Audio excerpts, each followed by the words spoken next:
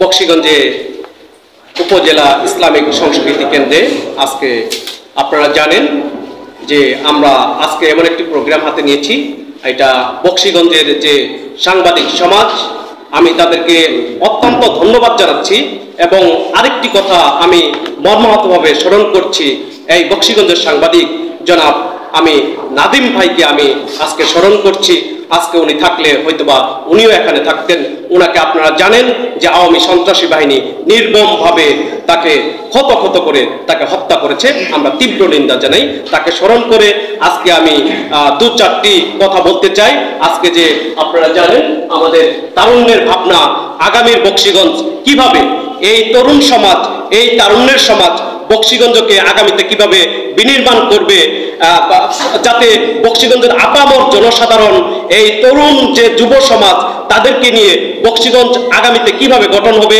এই তরুণ সমাজ, এই তারুণ্যের শক্তি, এই আমরা যারা এখানে বিভিন্ন তরুণ সমাজ, আমি কারো নাম বলতে চাচ্ছি না, বিভিন্ন তরুণ সমাজ আমরা চাই যাতে আগামীতে একটা সুন্দর বক্সিগঞ্জ বিনির্মাণ হয়। সেক্ষেত্রে যে কোনো ধরনের অন্যায়মূলক কাজ যদি কোনো নেতৃবৃন্দ বা যে কোনো সংগঠন যদি অন্যায় করে, আমরা তার বিরুদ্ধে, আমরা এই তরুণ সমাজ সোচ্চার আছি।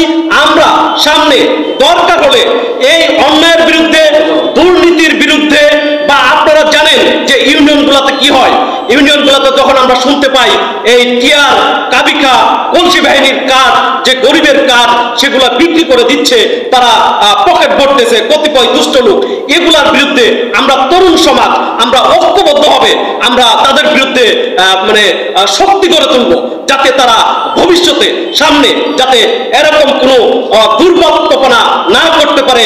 এবং বক্সিগঞ্জে যে নদী বিলীন হচ্ছে, এই যে বালুখেকু সমাজ, আমরা তাদের বিরুদ্ধে আমরা আন্দোলন গড়ে তুলব। এই তারুণ্যের শক্তি তাদের বিরুদ্ধেও আন্দোলন গড়ে তুলবে। আপনারা জানেন আমাদের যে আসলে বক্সিগঞ্জে এই তরুণ সমাজ যে বিভিন্ন শিক্ষা প্রতিষ্ঠান আছে, আমরা সেগুলো তো পর্যায়ক্রমে যাব। আমাদের শিক্ষা ব্যবস্থা আপনারা জানেন, এই শিক্ষা ব্যবস্থার জন্যই কিন্তু এই স্বৈরাচার যে সরকার ছিল, এই শিক্ষা ব্যবস্থার জন্যই কিন্তু তারা পরাস্ত হয়েছে। বাংলার যে ছাত্র সমাজ তাদেরকে ঝেঁটিয়ে বিদায় করেছে। আমরা শিক্ষা ব্যবস্থার উপরে সর্বোচ্চ আমরা গুরুত্ব দিব। আপনারা জানেন এর আগে বক্সিগঞ্জ কিয়ামতুল্লাহ কলেজে একটি অনুষ্ঠান হয়েছিল, যেখানে 7 শতাধিক ছাত্রছাত্রীদেরকে আমরা যে পরিবেশ বান্ধব গাছ আমরা তাদের হাতে নবীনবরণ অনুষ্ঠানে দিয়েছিলাম।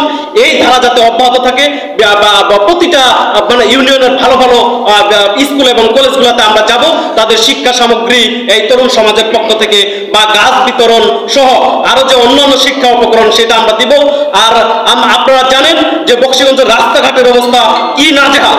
যে পতিত স্বৈরাচার ছিল তারা কিন্তু বক্সিগঞ্জে যে রাস্তাঘাট তারা কোনো উন্নয়ন করেনি, শুধু জনজনে নিয়ে পকেট ভরেছে আর বিদেশে টাকা পাচার করেছে। আমরা তরুণ সমাজ সামনে, আপনারা জানেন যেহেতু আমরা একটা দল করি, আমরা বিএনপি করি, জাতীয়তাবাদী ছাত্র দলের আমি কেন্দ্রীয় কমিটির সহসভাপতি। যদি আমাদের দল ক্ষমতায় আসে, ইনশাল্লাহ এই তারুণ্যের সমাজ আমরা ঐক্যবদ্ধ হয়ে সমাজের যত ভালো কাজ, যে রাস্তাঘাট উন্নয়ন, কোনখানে আমাদের রাস্তাঘাট আছে, আমরা সেখানে যাব, পর্যবেক্ষণ করব, যাতে একটি মডেল বক্সিগঞ্জ গড়ে তোলা যায়। আমাদের আগামীর যদি আমরা আশা রাখি, আমাদের আশা আকাঙ্ক্ষার প্রতীক আমাদের জননেতা এম রশিদুজ্জামান মিল্লাত ভাই যদি এমপি হন, আমরা আশা রাখি যেহেতু দীর্ঘ 15 বছর উনি ক্ষমতা পান নাই, ইনশাল্লাহ সামনে উনি মন্ত্রী হবেন। ওনার কাছে আমরা তরুণ সমাজ আমরা সবাই মিলে ঐক্যবদ্ধ যাব। আমাদের বক্সিগঞ্জের যত রকমের সমস্যা, আপনারা জানেন যে উপজেলা একটা স্বাস্থ্য কমপ্লেক্স রয়েছে, সেটা আসলে বাস্তবতই সেটার চিকিৎসা আসলে অপ্রতুল। আসলেই বলে ময়মনসিংহ যাইতে, শেরপুর যাইতে, যাতে এখানে 31 সদস্য শয্যা আছে, যাতে এটি 50 বা 250 সদস্য শয্যা বিশিষ্ট হাসপাতাল হয়, সেটার জন্য আমরা কাজ করব। আসে যে রুগীরা প্রত্যন্ত গ্রাম অঞ্চল থেকে আসে, এসেই যে যাতে ওনারা সুন্দর একটা চিকিৎসা সেবা পায়, আমরা এই চিকিৎসা ব্যবস্থার জন্য আমরা তারুণ্য নির্ভর আমরা সবাই মিলে ঐক্যবদ্ধভাবে আমরা চেষ্টা চালিয়ে যাব।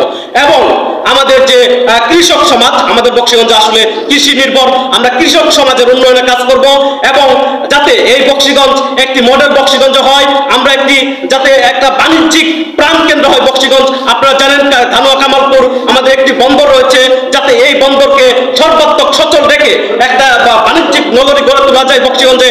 এবং গতকাল আমরা ধ্যানগঞ্জে গিয়েছিলাম, সেখানে আমাদের নেতা মিল্লাত ভাই বলেছেন যাতে একটি বড় একটি মানে কলকারখানা ব্যবসা প্রতিষ্ঠান এখানে গড়ে তোলা যায়, তাহলে সাধারণ যে বেকাররা তারা যাতে তাদের কর্মক্ষেত্র তৈরি হয়, উনি এটা করে দিবেন।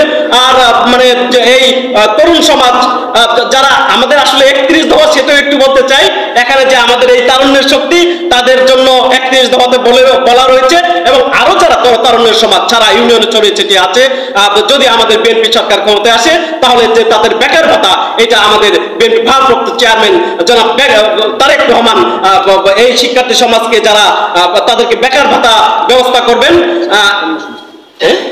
আচ্ছা কর্মসংস্থান গড়ে তুলবেন। এবং সর্বোপরি আসলে মানে আমরা বক্সিগঞ্জ একটা মডেল বক্সিগঞ্জ চাই, এটা পরিবেশ বান্ধব হোক বা যে কোনো খাতে আমরা আসলে সামনে এই তরুণ সমাজকে নিয়ে আমরা সবাই একতাবদ্ধ থেকে বক্সিগঞ্জ যে কোনো অন্যায় অপরাধ আমরা প্রতিরোধ করব। আপনারা জানেন সাংবাদিক সমাজ যেহেতু আপনার সমাজের দর্পণ, ওনারাই সমাজকে দেখে আপনারা ন্যায্যতার ভিত্তিতে, সুন্দরের ভিত্তিতে আপনারা যে কোনো নিউজ করবেন যেটা অন্যায় হচ্ছে, আমরা ঐক্যবদ্ধভাবে সেটি আমরা প্রতিবাদ করব, প্রতিরোধ করে তুলব।